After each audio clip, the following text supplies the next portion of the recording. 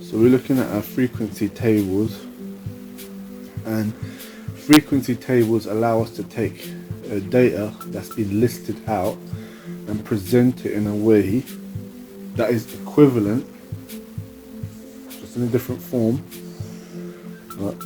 If we've got a large amount of data, we get to put it in a much more neater presentation.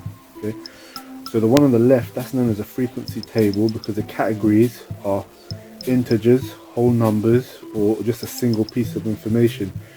The one on the right is known as group frequency table because the categories, the distance to school, is a range. That's the difference between the two. Frequency table has a single piece of information in the category. The group frequency has a range. Now if we look at the information in the frequency table on the left, I've written it out. There are two shoe sizes of there are two size 4s, there are 3 size 5s, 1 size 6 in a classroom.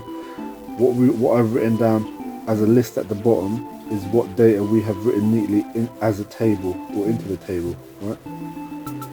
On the right, it's harder to pull out the information because we've grouped it. So we could have any distance between 0 and 10 in that range. So there's been 219 distances between 0 and 10 provided. There's been 37 distances between 11 and 20 provided. So it's harder to pull out the information from there.